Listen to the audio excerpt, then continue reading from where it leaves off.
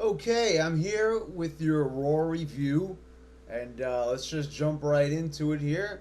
Night starts off with Tripstron 3000, as I like to call him, wearing this big ass brace. I've never seen this in wrestling history where a wrestler breaks their arm and they have to wear this massive contraption. Usually a sling suffices, but Triple H is coming in there with the kayfabe arm break, and he's sporting this massive brace on his arm. Kind of ridiculous, but anyway, he plays up the angle. Triple H comes out and pretty much mocks Brock Lesnar, saying that he quit. Paul Heyman comes out, the wrestling genius, and I think it's just an absolute treat to see Paul Heyman back in the WWE once more. Comes out with a lawyer, and Triple H gets served a lawsuit.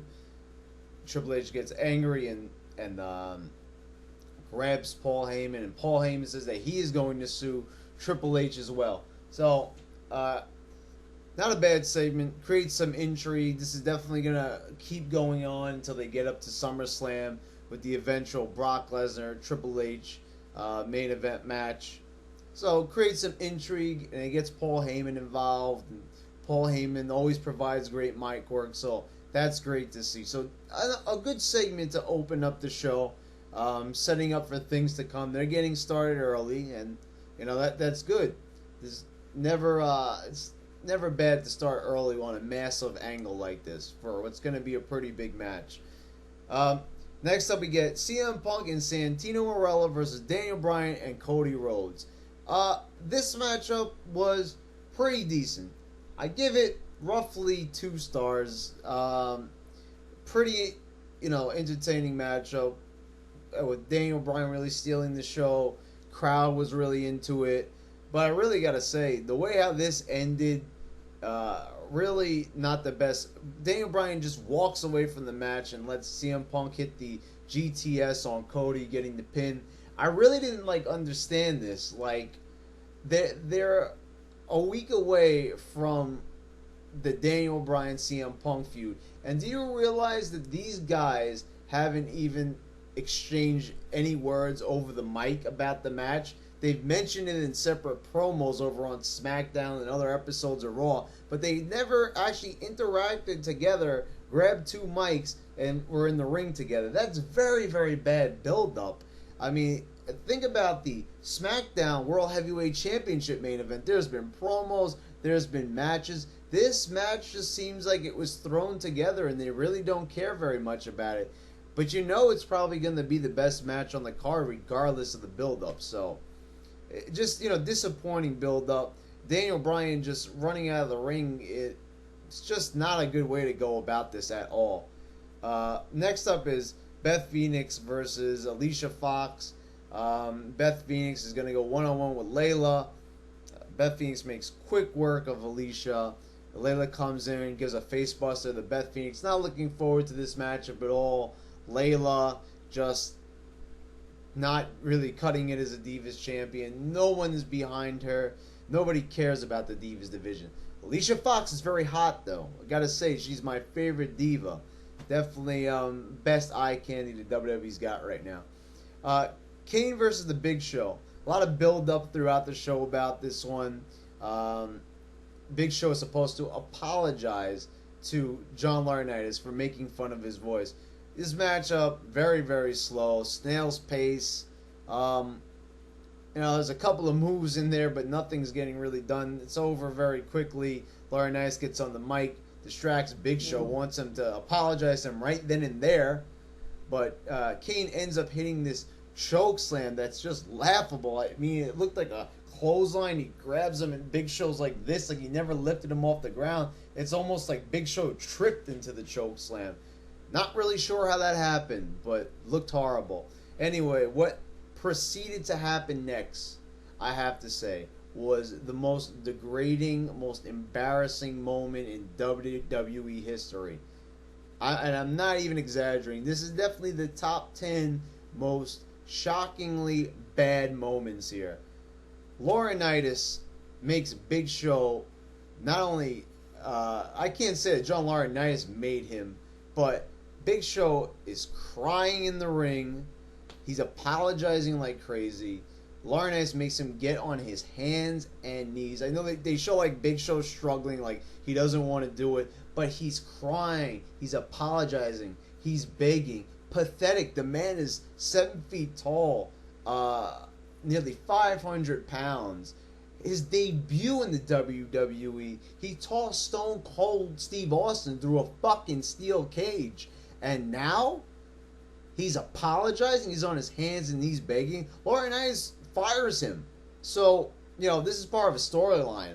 But I can only hope that Big Show is gone. I mean, it might be part of the show, but hopefully this is an introduction of Big Show out of the WWE, because this man is just, I feel he's been a plague on the WWE. He's a spectacle. He's a big man. He's got fans. The kids love him, but I can't stand him. But anyway, even though I'm not a Big Show fan, I mean, I feel sorry for the guy. His credibility, whether it's a work or not, it's just bad to see that. I mean, Big Show on his hands and knees, crying, begging. It's just degrading for a professional wrestler. It makes him look like a pussy. I mean, WWE looks like the Lifetime Network. It looks like the Oxygen Network. It looks like it's a show for fucking women, when it's quite obvious that this is professional wrestling. It's geared towards men, and men don't want to see other 40-year-old guys crying in the middle of the ring. They want to see them kicking ass, not fucking crying like little goddamn babies. This is definitely a very embarrassing moment for WWE, and I couldn't believe that I was witnessing this firsthand. Just disgusting. So he's fired. A 6-man tag team matchup with Brodus Clay, Kofi Kingston, R-Truth versus The Miz, Dolph Ziggler, and Jack Swagger. I think that they could have put a little bit more time into this matchup. They really need to give it more time. That star's worth roughly of action here. They got some face time for Primo and Epico with AEW, Abraham Washington and Mason Ryan. It's nice to see that they're putting some spotlight in the tag division for a change. This matchup was fast paced, so it creates some excitement for the tag team match, but it's nothing really that's going to get anybody too excited and going to order the pay-per-view for this match. I think that it's probably going to be a decent match at the pay-per-view. But